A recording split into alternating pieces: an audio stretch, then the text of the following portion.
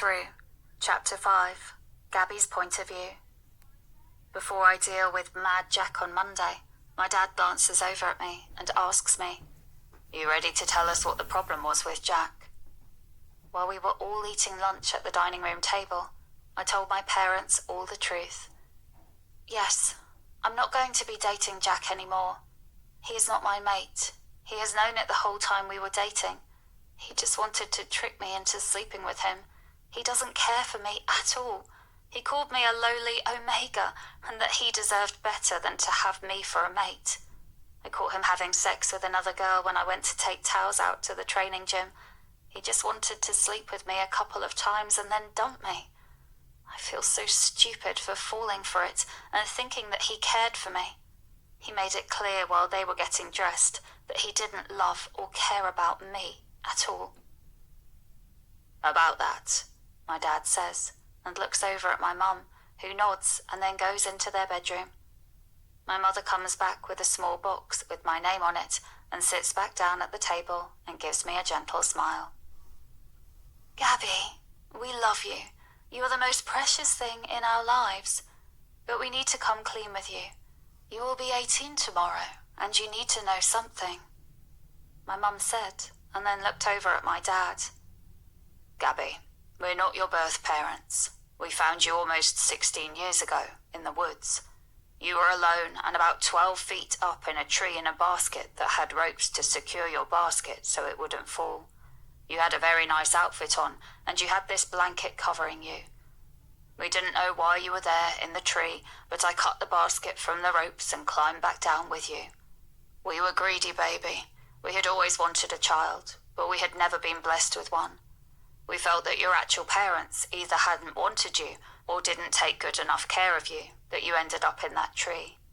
We should have tried to get you back to that pack, and we kept an ear out, but we never heard of any missing or taken children coming from that pack. We didn't have a vehicle back then to be able to take you there, and frankly, we were attached to you, so we didn't want to lose you. I'm sorry, Gabby. We felt like the goddess had blessed us with you, so we kept you. We knew it was so wrong, but being your parents has been the greatest joy we have had in our lives. That was why we wanted to leave when you started to get picked on at 16. We would do anything for you, baby. I hope you're not angry with us. We wanted to tell you sooner when you were 16, but due to the abuse, I think your wolf has been healing you and is not strong enough to allow you to go through your first shift. I think it is coming, as it has been a few weeks since she really had to heal you from a really bad incident. I think that she is about to make an appearance, and as much as she has done to heal you, I can tell that she is a very strong wolf. We spoke about this last night, and we've decided that we are going to empty our savings, and we are all three leaving this pack in the next few weeks. I want you to have the opportunity to find your mate, so they can come with us if they decide they want to. I would hate it if we left the pack and you never found your mate because we knee-jerk left without giving you a few weeks to see if he is here." My dad finished speaking, and my mum had gotten up while he was telling me how they found me and went to stand behind him, wrapping her arms around him in a hug. They both had tears in their eyes and looked like they thought I was going to reject them. Why would I? I love them, and they have raised me, giving me the best that they possibly could my whole life. I've been loved and taken care of the best that they were able to do for me. There was no way that I would reject them. I picked up the box and took the lid off. I saw an outfit, and it was very nice, as it was embroidered with initials on it and looked expensive. The blanket was also embroidered with their pack's insignia emblazoned on it. I recognized it as belonging to the Crimson Shadow Pack, with a blood-red background and an all-black wolf in the center of it. It was directly in the center of the baby blanket, but that was all that was in the box.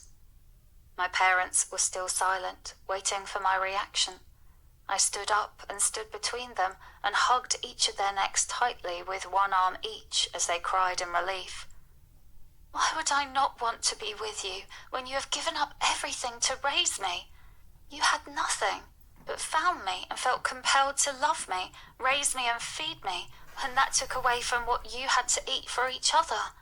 You chose to love me, not out of me being born to you, but because you saw me and knew I needed you.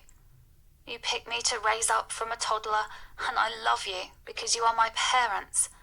Parents suffer to give their children everything they need in life.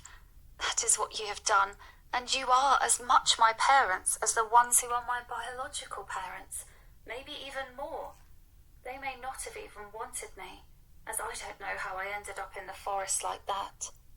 I love you both, and as far as I am concerned, you two are my mum and dad. I told them, and they cried harder at my words. I love them. They have always taken care of me, and I will always love them for doing that when they never had to in the first place. I probably wouldn't even exist if they hadn't taken me home.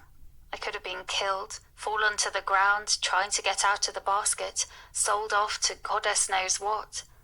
I'm so thankful to them. I will never be able to pay them back for all that they have done for me. I do have one question. How did you know when my birthday was? I asked them. Well, you looked like you were 2 years old, give or take some time, so the day we found you became your birthday with us. Mum answered me. It makes sense that they would do it like that. I hugged them again and then headed out to go watch the sunset over the lake. Monday got here quicker than I wanted it to. I really don't want to deal with Jack, as I feel like he is going to be really mad, but he shouldn't be. I enter school and head to my locker to put my extra books up and head to class. The first 3 classes ran smoothly, and I headed to the cafeteria for lunch. I saw Jack and Story in line together and standing closely by each other, but from the direction I was in, you couldn't see if they were touching each other. And it didn't matter. I don't want or need him in my life. My stomach rolls, and I don't know if I will be able to keep anything down if I try to eat, so I just get an apple and a bottle of water and go to a 2-seat table in the corner to make sure my homework is complete for my next 2 classes. I had just finished my apple when I heard someone approaching me, and Jack drops into the chair across from me and gives me his signature smile. It used to work on me, and when I don't smile back, his smile falters and then disappears. He tries again to be charming. How are you doing today, beautiful? I missed you this weekend. I wish we could have watched that movie together. Maybe we can try again sometime this week, or on the weekend. Jack asks me, and gives me his most charming smile, and he slides down in his chair and stretches his arms over his head in a stretch that always ends up raising his shirt up. That always worked on me before, as his V-cut and half of his six-pack is exposed, and honestly, that used to draw my eye. But this time, when he shifted his eyes back to me, he saw me looking him in the eye, and I saw the frown appear on his forehead. What's the matter, baby? Seems like you're mad at me or something. Did someone pick on you again? Do I need to talk to someone? Jack asked me, and he seemed like he really did care. He is good, but I can't be suckered in again. I know my days are numbered in this pack, and I cannot wait to leave. I think I can put up with anything for 2 weeks. I started to load up my book bag, as I knew that he was about to lose his shit, and I didn't plan on staying around to watch the show. Jack, I'm sorry. I don't want to lead you on, so I'm going to set you free. I don't think that we are a good fit. Plus, I want to be with my mate, not someone who can't stand me and just wants to sleep with me. I'm not easy, and I am not stupid, so let's just agree to go our separate ways, okay? I said as I rose from my chair. As I spoke, he got straighter and straighter in his chair and was wearing a completely shocked expression when I got to the end of my little speech. His mouth was completely open, and he looked like he didn't know what to say. Trust me, it didn't last long. You fucking bitch, he yelled out, causing everyone in the cafeteria to look over at us.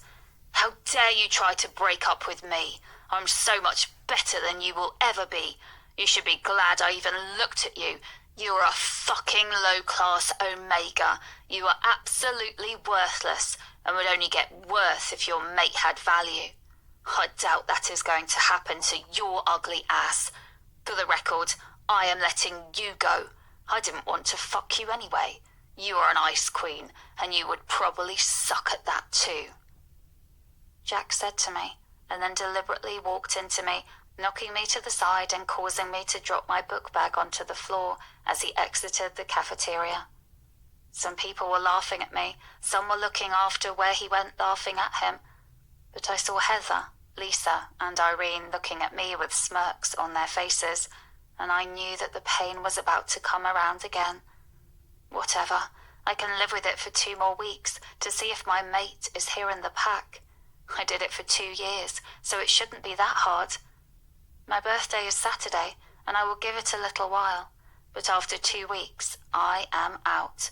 I don't think that I would want him, especially if he came from this pack. I've seen no one worth any of my time here, and if I have a really bad week, I'm good with leaving on my birthday. I was ready to leave today, if I was being honest.